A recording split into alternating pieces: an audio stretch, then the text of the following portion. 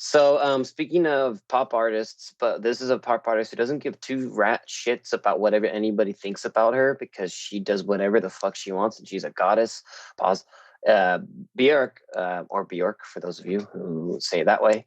She's making a living room club album because she doesn't give two fucks about what she makes, and she makes good music Okay, for 40 years. But so we can tell that anyways, Sean's a fan. But yeah, yes. then this is her words. Like, for people who are making clubs at home and their living room restricted to their Christmas bubble.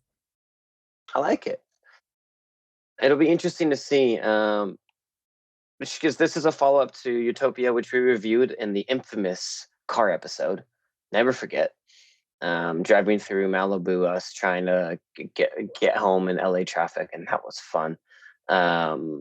But that was in 2017, so it's been a while since she's released albums, and she actually usually releases albums a little bit closer together. So it'll be interesting to see like the evolution of that. I mean, granted, she did do a big tour for Utopia. I want to do I think a live album, but she does a lot of live albums and stuff. But it'd be cool to see how it sounds. I mean, we've had a lot of um, quarantine albums and pandemic albums and stuff. So this would be one of them.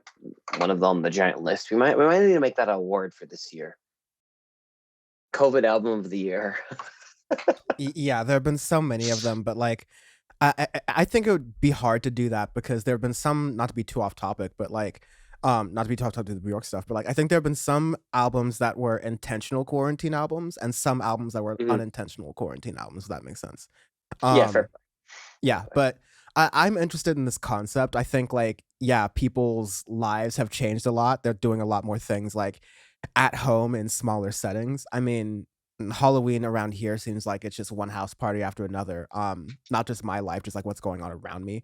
But it's for a lot of people, it's very much just like, yeah, smaller, intimate kinds of things. And, we have, and it's funny, I have like a playlist that's like bedroom house that I've been like making for myself. That's sort of this like, it's taking the cues of bedroom pop and indie, where you're taking like, loud rock music or loud pop music, but kind of muffling the noise a little bit, scaling it down a little bit. So it almost feels like it's produced in a bedroom, that sort of sense, quote unquote. Mhm.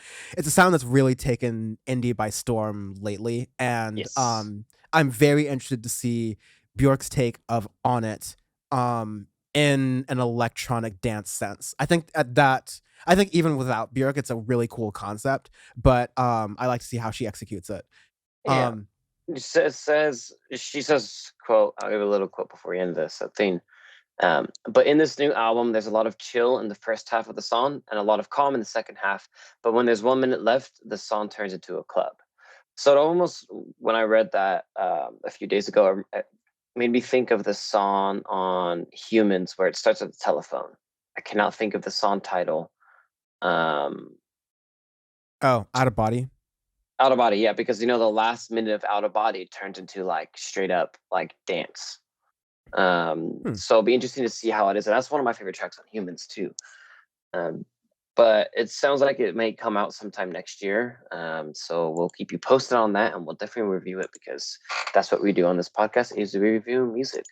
And speaking of reviewing music, we have our second Oh, album. I was Or gonna say you want? one last thing, Oh, you want actually. one last thing? Okay, how about Just it? on release dates, because she said it's like restricted to their Christmas bubble, which could be like a translation thing, perhaps, because maybe this album comes out in December. That would kind of match up with Utopia, if I remember correctly.